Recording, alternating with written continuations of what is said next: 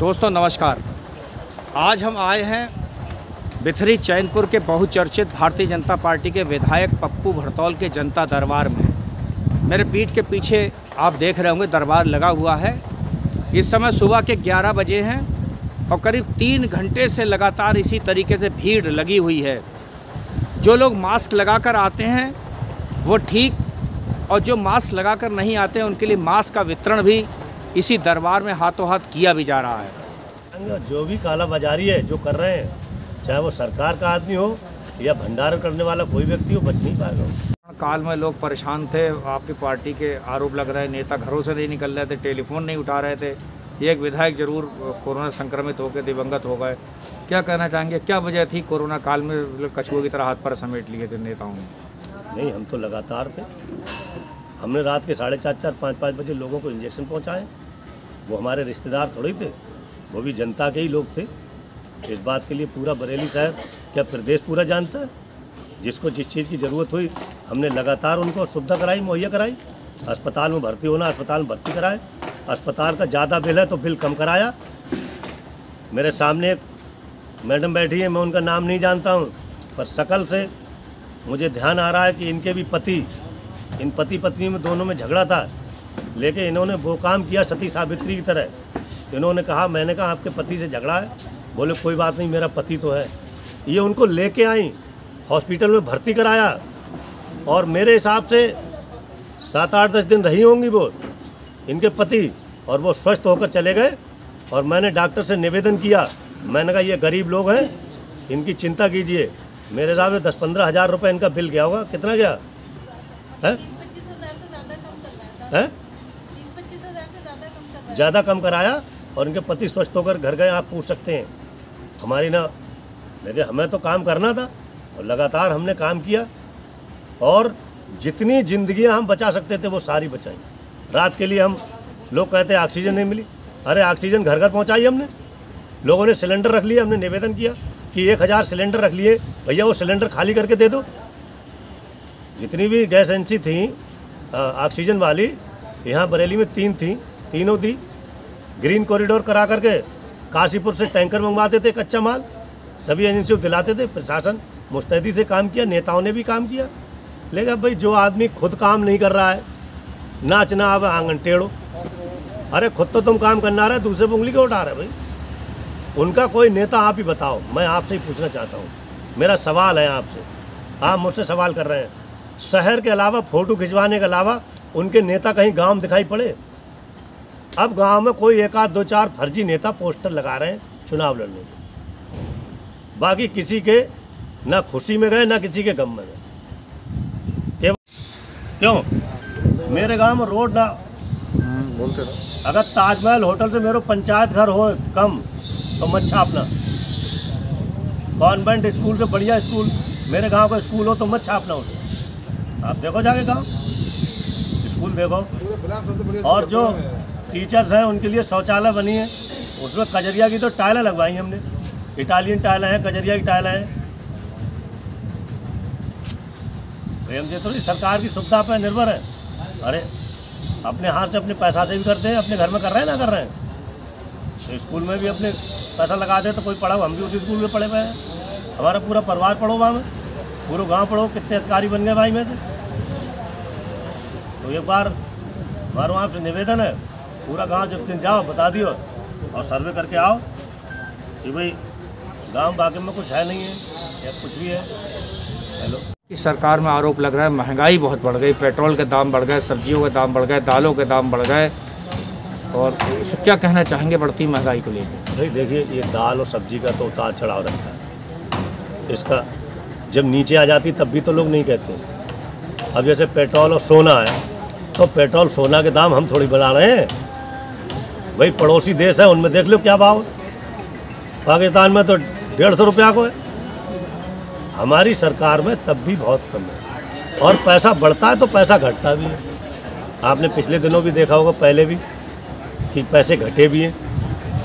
क्योंकि जब विदेश से ही तेल निकलता है, विदेश से ही आता है, वो पैसे बढ़ा देते हैं, पैसा बढ़ जाता है। घटा देते हैं, अंतर्राष्ट्रीय बाजार है उसकी, चाहे वो सोने की हो चाहे वो तेल की हो। तो जैसे अंतर्राष्ट्रीय बाजार में बढ़ता है वैसे यहाँ बढ़ जाता है। खाद्य पदार्थों के दाम जो बढ़ रहे हैं इसमें कुछ अंकुश लगाने के लिए शासन प्रशासन से बात करेंगे कि जो स्टॉक भर रहे हैं अपने आप आइन वक्त में निकालते बाज़ार से चीज़ें गायब हो जा रही हैं एकदम। भाई साहब खाद्य पदार्थों में कहाँ दाम बढ़ रहे हैं आप बताओ। सरसों का तेल करीब 150-200 हो गया, कोई 100 रुपये बिक रहा था एकदम। वो नीचे आ जाएगा भाई, किसी चीज़ की कमी पड़ती है तो बहुतायत भी हो जाती है, वो नीचे भी आ जाएगी। अगर वो ज़्यादा है तो कम भी हो जाएगी।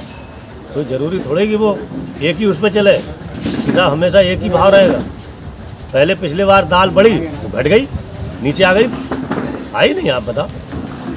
तो ऐसी बात नहीं, घटता बढ़ता रहता है खाद्यान्न चीज़, खाने पीने की चीज़ें। एक राजेश मिश्रा जी, क्या दिनचर्या रहती है आपकी आजकल? इन दिनों भी भीड़ बहुत है आपके दरबार में, ज़्यादा समय हम नहीं लेंगे।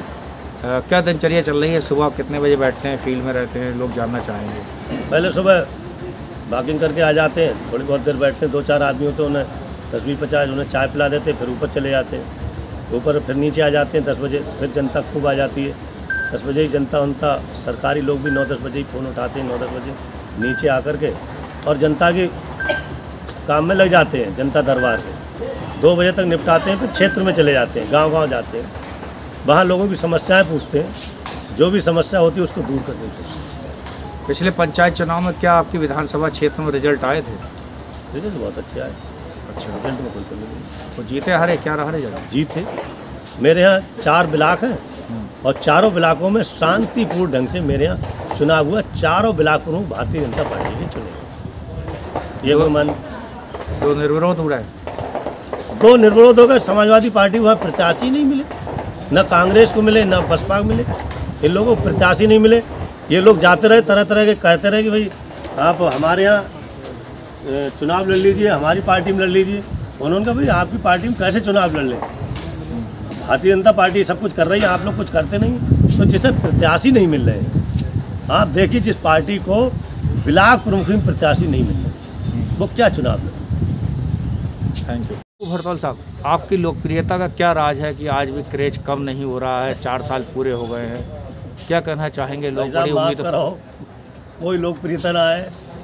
अब जाए कह कह के हमारे तो सब हमारे लोग दुश्मन बने जा रहे हैं। आप जाने क्या करो, हमारे समझ ना आ रही है। लोकप्रियता का काम करो आप, जाए लोकप्रियता और का है भाई। जो गरीब लोग बैठे हुए हैं, जनता बैठी हुई है, इनकी कोई तो फरियाद सुने।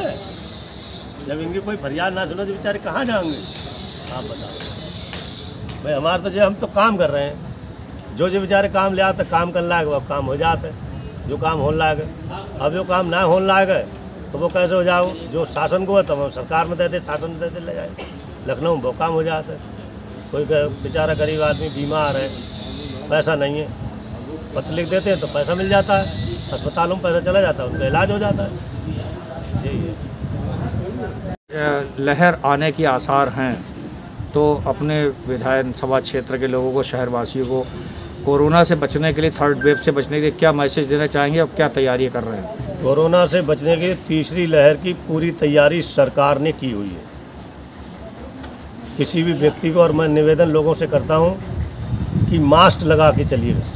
घर से बाहर निकलो तो मास्क लगा लीजिए। इसकी कीमत बहुत ज़्यादा नहीं है, और जिस पर नहीं होता तो मैं मास्क देता हूँ अपने पास कि भाई मास्क दे दो इन्हें। क्योंकि लोगों से कहते इसको हंसी मत मानिए, इसे हंसी मजाक का नहीं, ये पूरे विश्व में है। ये कोई अकेले हिंदुस्तान में ही नहीं, पूरे विश्व में है। लेकिन फिर भी हिंदुस्तान में, चाहे उत्तर प्रदेश की सरकार हो, चाहे केंद्र की सरकार हो, मोदी जी की, जितना जल्दी इस पे काबू पाया अन्य देश नहीं का पाता। वैक्सीनेशन को लेकर क्या कहें? टीकाकरण, वैक्सीनेशन बहुत तेज़ी से चल रहा है। हम लोग भी जाते हैं, हमारे कार्यकर्ता जाते हैं कराने। गांव-गांव में हम बसें भेज रहे हैं वैक्सीनेशन कराने के लिए, एम्बुलेंस वगैरह। और स्वयं हमारे जितने अस्पताल हैं उन पे वैक्सीनेशन चल रहा है। लंबी लाइन लगी रहती है और सबका वैक्सीनेशन होता है। आखिरी, तो कौन सी नीतियाँ कल्याणकारी हैं जिनके प्रचार प्रसार के लिए अक्सर आप गाँव में जाके सभाओं के दौरान भी कह रहे हैं? अरे सरकार की एक नीति है। जिस दिन से सरकार उत्तर प्रदेश में बनी, केंद्र में मोदी जी की सरकार बनी, नीतियाँ ही नीतियाँ हैं। लेकिन आदमी अपने अधिकार को नहीं जानना है ना। सरकार ने तो वो काम किया जो पिछले कांग्रेस सरकार जो चलती रही या 2 दलों की सरकारें चलती रहीं, वो तो कुछ जनता की तरफ देखा ही नहीं, गरीब लोगों की तरफ। आयुष्मान कार्ड की 5 लाख रुपए मिलता है गरीब आदमी को इलाज कराने को। कहीं भी आदमी इलाज कराए पूरे देश में बड़े से बड़े अस्पताल में इलाज कराए और 5 लाख रुपए की कीमत है, 20 लाख रुपए। हमारे गांव में एक आदमी स्टंट पड़ा, 72,000 रुपये में पड़ा स्टंट, हार्ट अटैक पड़ गया उन्हें। कार्ड उनके पास बना हुआ था, अगर वो कार्ड नहीं होता तो क्या करते, गरीब आदमी थे बेचारे। पड़ गो सिविल अस्पताल जाओ प्राइवेट, 2.5 लाख से 3 लाख रुपए में पड़ रहा हो स्टंट। और सरकार ने स्टंट की कीमत भी घटा दी। पहले मनमानी कीमत वसूलते थे बड़े बड़े अस्पताल वाले, ये सब चीज़। कोई एक योजना है, सारी योजनाएं हैं। देखिए आयुष्मान कार्ड वाली मैंने आपको योजना बनाई, सम्मान निधि बताइए आपको, लोग सम्मान निधि से किसानों के चेहरे खिले। पुरानी सरकारों में ये सब चीज़ें कहाँ थी। और जो जनधन योजना वाला खाता खुला, माननीय मोदी जी ने खाता खुलवाया, तो विपक्ष के लोग उपहास उड़ाते थे हमारा, जो दूसरी पार्टियों के लोग थे।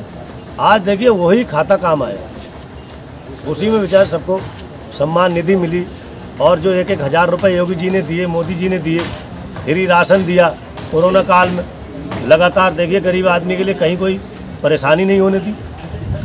हमारी सरकार जो है जनता की सरकार है, जनता के लिए काम करती है।